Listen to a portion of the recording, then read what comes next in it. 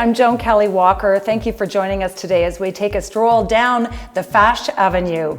My special guest today is Krystal Lundaro, who is the editor-in-chief and founder of Dauphine magazine. Welcome, Krystal. Hi, Joan. How are you? I'm holding this beautiful magazine in my hands. Yes, my baby. When you see them, do you feel like, wow, I made that? You must be so proud. It's Absolutely. Like your work. Absolutely. It's different when you play on the computer and see everything in digital, but when it becomes engraved in print, it's a totally different feeling, and I'm always proud to see it. And you are particularly hands-on. You do all the layouts. Yes. Can you describe the process?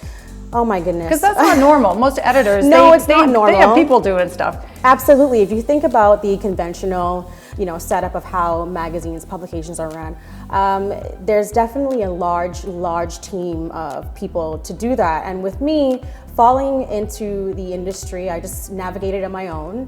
And I think because I had a background in graphics anyway, when I studied architecture, it kind of just went hand in hand. So, I mean, it's definitely a project every single time, and I learn new things every time as I continue to build the issues. But yeah, I would definitely say it's a struggle sometimes on my own, because you're always reaching out for someone else to maybe give some input and see what their opinions are, but at the same time you want to make sure that your perspective is your own, and you want to make sure that that goes into the magazine. So who do you turn to? Do you ever go like to your girlfriend or your husband or your kids Yeah. and say, what do you think? Believe it or not, I turn to my mom. I turn to her. Nice. She has a really strong eye for fashion, and she will tell me if something looks botched.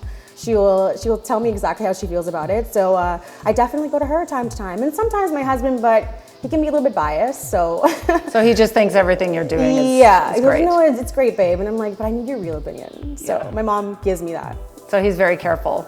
Absolutely. Yeah. Or maybe he's just too opinionated. I'm just like, okay.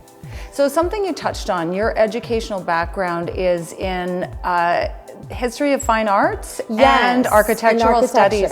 Yeah. So my question is, do you think it's really important to have such a deep appreciation of all the arts in general in order to do what you're doing? I would say so. I mean, if it's not even about all of the arts, the fact that you are a creative in your own and you definitely appreciate art makes a big difference. And I think that's definitely needed if you're going to be creating a grail like Dauphine. Mm-hmm. Now, when I flip through the pages of this gorgeous magazine, I'm drawn to the composition. Like, look at this girl, like to choose to crop it like this is really interesting. Yes. And here too.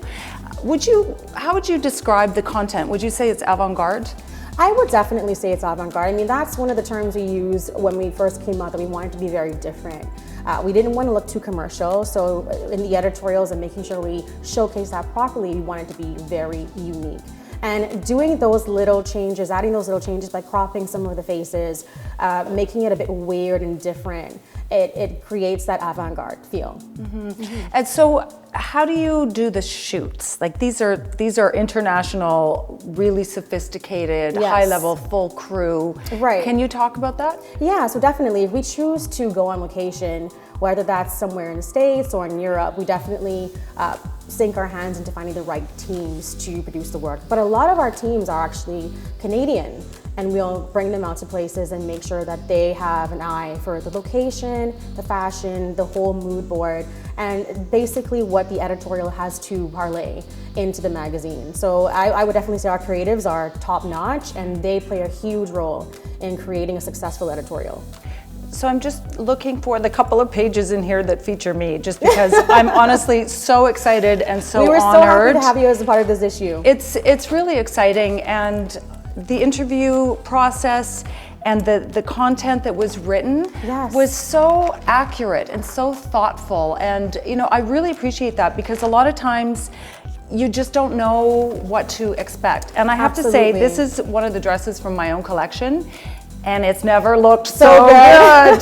Well, I'm happy that you love the editorial work. I'm glad that you like it in print. There's always a big difference from digital, again, to the print platforms. But again, we have the right teams. I mean, for people that interview all of our subjects, it's very important that we really dive in and find out exactly what the story is and what their story is, most importantly. Wow. Yeah. So you're a mom, you've got 2 gorgeous young kids. Yes. How do you juggle all that? It's very difficult at times, and I have to say, major thank you to my mom. She's always there when I need her to keep the kids for me, and my husband as well. He has his own separate businesses, and for him, taking the time to make sure that I'm able to grow and support me in that is a major part of why Dauphine is so successful.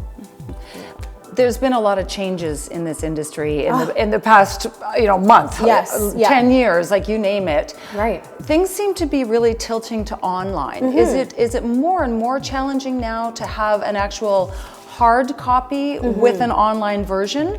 Or do you think the cream of the crop is just rising to the surface so that there will be less in print? I think you just nailed it there. It depends on what content you're putting out there. And in terms of print, too much of the commercialized versions of print, I feel like that is going to be in the background. Coffee table books and actual magazines that really have substance to it, those are going to be the ones that remain elevated, and they're going to stay up there. And every platform is quite engaging, whether that's print, digital, or video, and they're so different. And it really depends on what message you really want to get out there and how you want that content to be seen. And for print, you obviously, if you're going to choose print as that platform, you're going to make sure that that's something that's long lasting and it's engraved in our fabric for the rest of our lives. Whereas in digital, it's so quick, things move so quickly that it's all about trends, and you want to get a quick engagement and almost like gratification right away. So that obviously is not going to go anywhere, but we don't even know where the digital realm is going to be in the next 10 to 15 years, really. Yeah, no one does. No, is it the same audience in the different platforms? Well, typically we have the same audience that's navigating Dauphine online, that's reading the book, that's on our Instagram, that's watching our videos. It's basically the same. We do get quite a few people, for some reason, in Europe, a high readership there as well. And then I was going to talk about the actual video platforms. If you don't have intriguing interviews like this one, or short films that really need to evoke some kind of catharsis or brilliant emotion, that's really what the platforms are about. And I don't see one being depleted over the other. I just see the better versions of those sticking around longer. What stories really come out like at the top of the tip of your tongue as being like your favorites? Like you said, the ones that evoke a certain emotion. Is there any one in particular that you really remember? Oh, well, I will tell you, for this issue, this one was really close to my heart. I really highlighted women who empowered other women. And you were in the issue as well as the Rebel Mama, because I love them as a group. They speak so much to the young moms coming up, and moms in general who just don't fit the typical like mommy vibe. And it was all about highlighting women who are strong.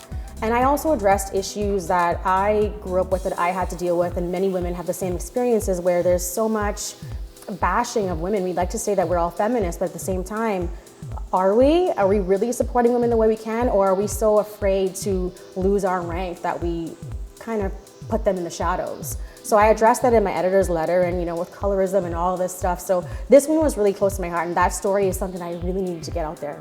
Good.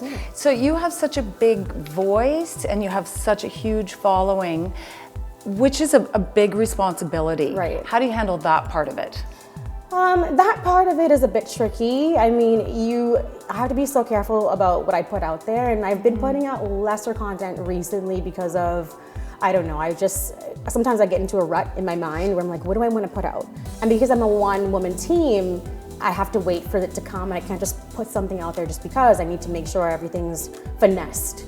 But it is kind of hard, because you want to make sure that you remain to have an audience engaged, and you want to remain relevant. And without navigating that in the proper way, it could be very crucial, and it could really hurt the business. So this might be a really bad comparison, but my own social media, I feel like I'm pouring my heart and soul into it. Are people really understanding what I'm trying to communicate?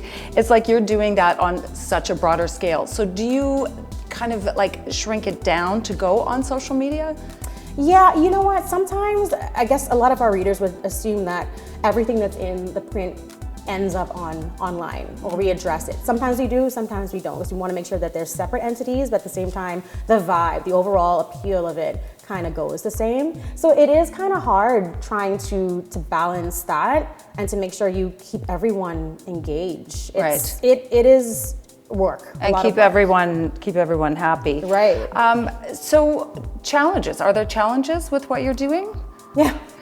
Absolutely, I laugh because it's just like, if you are a mother, if you are a woman who's starting out in her career and it's without family, either way, if it's something that you're taking this journey on by yourself, or even if you're having a few people help you along the way, it's really hard to continue to navigate that. I mean, if you don't network properly, then that also hinders your company. If you don't get your face out there and attend every event that you can just to build your brand and brand identity, that can really be, something to hurt your path. So, how do you decide which events to attend?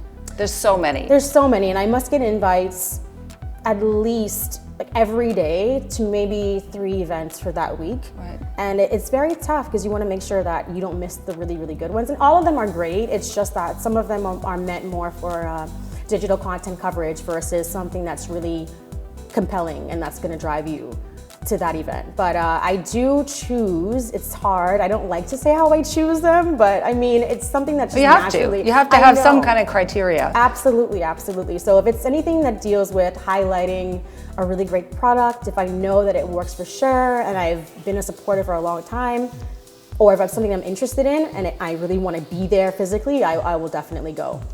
Yeah. So your personal style, how would you describe your style?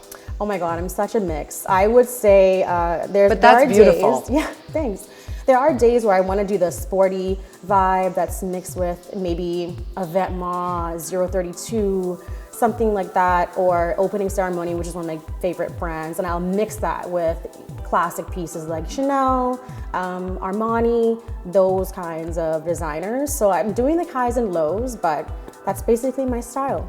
So talking about fashion events, how do you decide what to wear for all the events? It's really a struggle sometimes to figure out what I'm gonna wear, and at times I'm not even able to pull it off, so I don't really attend all of them for that reason, but I think the kids have a lot to do with that. But when I do... Yeah, you have to give yourself a break. Exactly. But when I do decide what I'm gonna wear, I'm very happy to start my accessory picking and then hair and makeup, and I'm good to go. Good. Well, thank you so much. It's been really interesting and really delightful speaking with you today. Thank you so much, Joan. My guest today has been Krystal Lundaro from Dauphine magazine. Thank you for joining us as we take a stroll down the Fash Avenue.